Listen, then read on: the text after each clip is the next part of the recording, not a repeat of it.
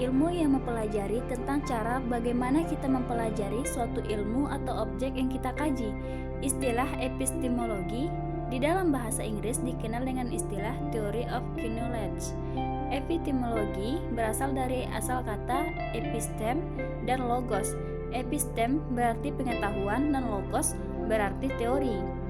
Epistemologi adalah cabang dari filsafat yang berkaitan dengan teori pengetahuan.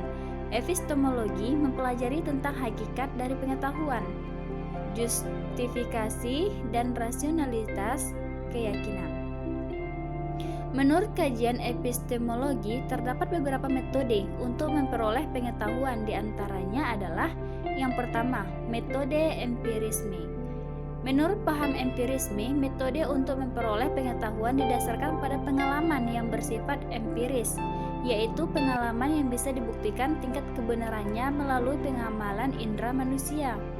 Yang kedua, metode rasionalisme. Berbeda dengan penganut empirisme, karena rasionalisme memang memandang bahwa metode untuk memperoleh pengetahuan adalah melalui akal pikiran.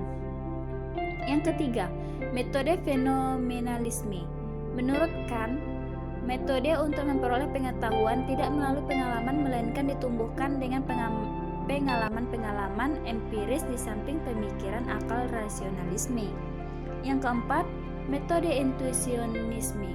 Metode intuisionisme adalah suatu metode untuk memperoleh pengetahuan melalui intuisi tentang kejadian sesuatu secara nisbi atau pengetahuan yang ada perantaraannya. Yang kelima, metode ilmiah.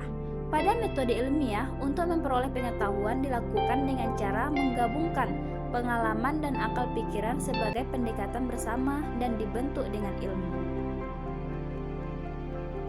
Dalam konteks keilmuan Islam, kerangka epistemologi Islam perlu dijadikan sebagai alternatif terutama bagi filsafat, pemikiran dan ilmuwan muslim untuk menyelamatkan mereka dari keterjebakan ke dalam arus besar di bawah kendali epistemologi barat.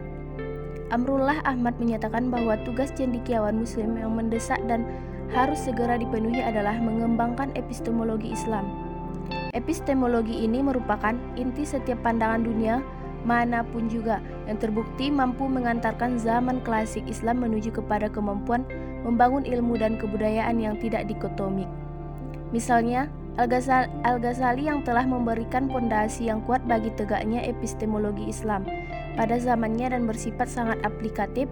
Selain Al-Ghazali adalah Al-Biruni, Al-Khawarizmi, dan lain-lain. Dalam penerapannya, epistemologi Islam memiliki dua jalur yang menghubungkan dengan pengetahuan, yakni pertama, jalur luar atau lahiriah, dengan tetap memanfaatkan realitas atau data-data empirik sebagai pijakan dalam menarik kesimpulan mengenai suatu pengetahuan. Jalur kedua, jalur ke dalam atau batiniah, yakni mencoba menerjemahkan realitas atau data-data non-empirik untuk memperkaya dan melengkapi capaian ilmu pengetahuan. Menurut Syauddin Sardar menyebutkan ada 9 ciri dasar epistemologi Islam yang tidak dimiliki Barat, yaitu pertama, yang didasarkan atas sesuatu kerangka pedoman mutlak. Kedua, dalam kerangka pedoman ini, epistemologi Islam bersifat aktif dan bukan pasif. Ketiga, dia memandang objektivitas sebagai masalah umum dan bukan masalah pribadi. Keempat, sebagai besar bersifat deduktif. Kelima, dia memadukan pengetahuan dengan nilai-nilai Islam. Keenam, dia memandang pengetahuan sebagai yang bersifat inklusif dan bukan eksklusif, yaitu menganggap pengalaman manusia yang subjektif sama sahnya dengan evaluasi yang objektif. Yang ketujuh, dia berusaha menyusun pengalaman subjektif dan mendorong pencarian akan pengalaman-pengalaman ini, yang dari sini umat Muslim memperoleh komitmen-komitmen nilai dasar mereka. Kedelapan, dia memadukan konsep-konsep dari tingkat kesadaran atau tingkat pengalaman subjektif sedemikian rupa sehingga konsep-konsep dan kiasan-kiasan yang sesuai dengan satu tingkat tidak harus sesuai dengan tingkat lainnya, atau hal ini sama dengan perluasan dari jangkauan proses kesadaran yang dikenal dan termasuk dalam bidang imajinasi, kreatif, dan pengalaman mistis serta spiritual. Kesembilan, dia tidak bertentangan dengan pandangan holistik, menyatu dan manusiawi dari pemahaman dan pengalaman manusia. Dengan begitu, ia sesuai dengan pandangan yang lebih menyatu dari perkembangan pribadi dan pertumbuhan intelektual.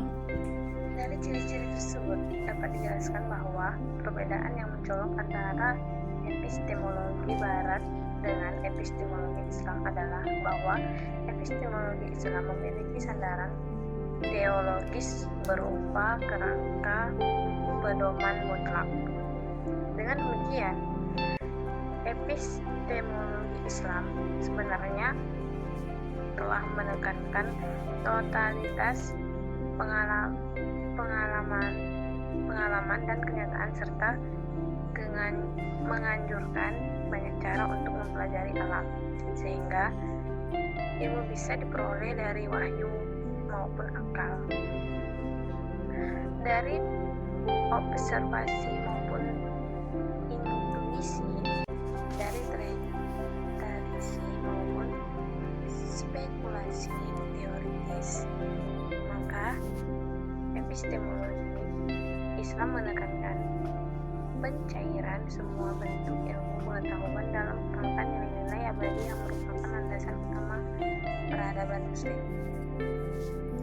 Dengan pengertian lain, epistemologi Islam merupakan alat yang fleksibel dalam memperoleh banyak pengetahuan, baik pengetahuan yang berdasarkan data-data empirik, pengetahuan yang diperoleh melalui pendekatan spekulatif terhadap persoalan metafisika, pengetahuan melalui intuisi maupun pengetahuan yang diperoleh dari informasi wahyu. Dalam